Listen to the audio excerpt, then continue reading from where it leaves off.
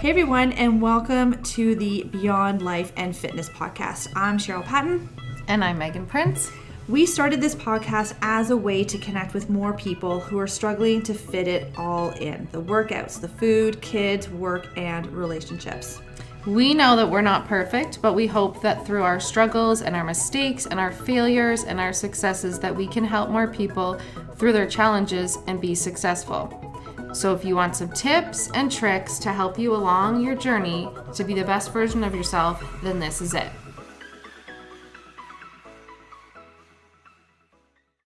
Hey everybody, and welcome to another quick little life bite with me.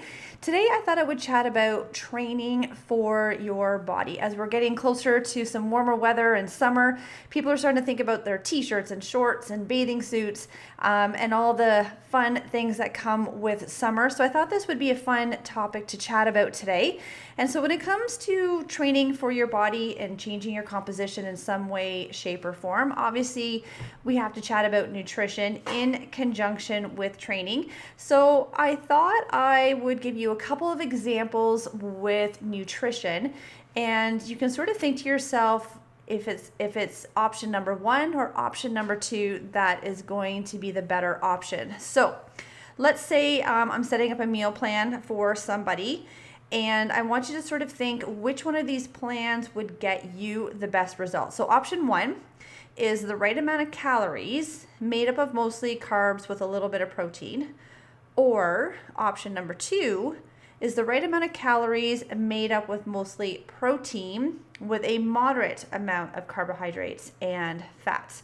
Now, both of these options have the right amount of calories, but each one is going to give you a very different result. So option number one, which is mostly made up of carbohydrates with a little bit of protein, is definitely going to give you results in terms of weight loss, but it's also going to result in some muscle loss as well, which is going to give you a bit more of a watery or softer look, which I'm going to guess is probably not what you are after. So while you may lose some weight, it's not going to be the right kind of weight loss. Now, if we look at option number two, which focuses mostly on protein with moderate amounts of carbohydrates and fats, so this one's going to require you to have more meat, those higher protein yogurts, fish, and other protein sources, is going to get you probably 10 times better results, because protein is going to make sure that you don't lose any of that hard-earned muscle, of course, assuming that you're training properly. And protein is also going to help keep your appetite better under control, which is exactly what we want when it comes to any type of a fat loss, right? Because feeling hungry all the time just makes you search out food. So we need to be able to give you enough of the right nutrition, the right macronutrients, so that we can keep your appetite at bay. So when it comes to stripping away the body fat, we want to make sure that we're preserving, or even better, adding some muscle mass, as well as feeling satisfied with the food that you're eating. That is the magic combination. And it sometimes takes some time to figure out what that magic combo is for you. So having a meal plan and a macro setup is what's key to that body composition change equation. So that's where having a coach definitely comes in handy to help you figure out what that sweet spot is for you. So that is sort of the rough breakdown in terms of the nutrition. When it comes to your training, this is where taking some before pictures comes in super handy, especially if you're doing this solo, so you're not going to be working with a coach.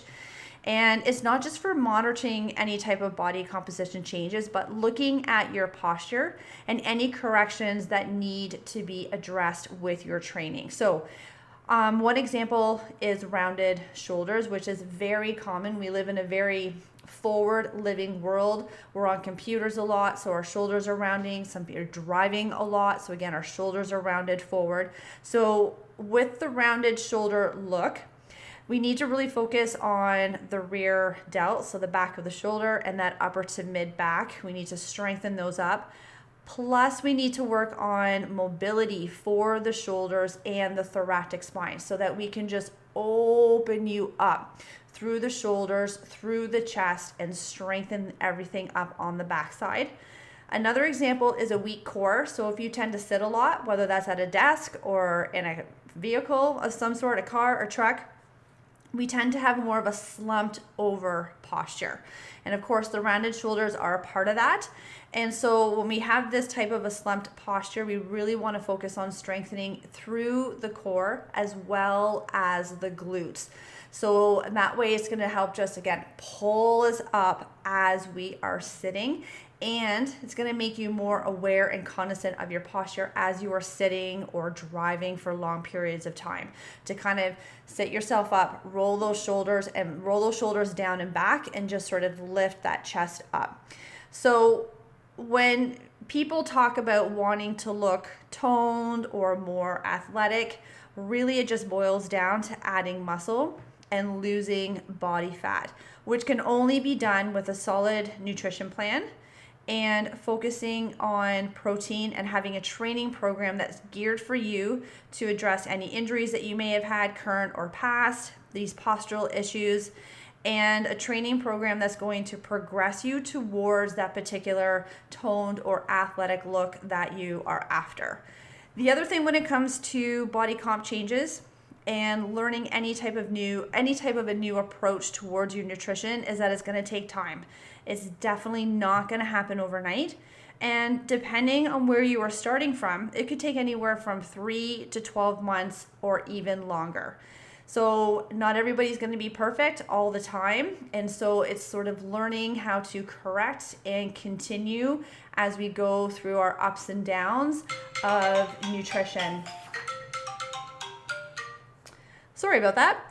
As we go through those ups and downs of nutrition. So patience is definitely the name of the game when it comes to training for your body. So I really hope you enjoyed this quick little life bite on training for your body and how to initially tackle your protein in any type of a training program. And of course, if you need help with any of this, feel free to reach out. Megan and I are here to help in any way possible, so you can reach out on our social medias, and you can also get our email addresses from our socials as well. So have a great rest of the day. Thanks for listening, and I'll catch you on the next podcast. Thanks everybody for listening today, and we truly appreciate you. And let us know what your biggest takeaway was today, and if you have any questions you want answered on the podcast. Don't forget to rate, review, and subscribe to this podcast to automatically receive your episodes and to help us reach more listeners. We would love to connect with you on our socials, either Facebook or Instagram, with links in the show notes. Till next time, keep taking those small steps towards your best life.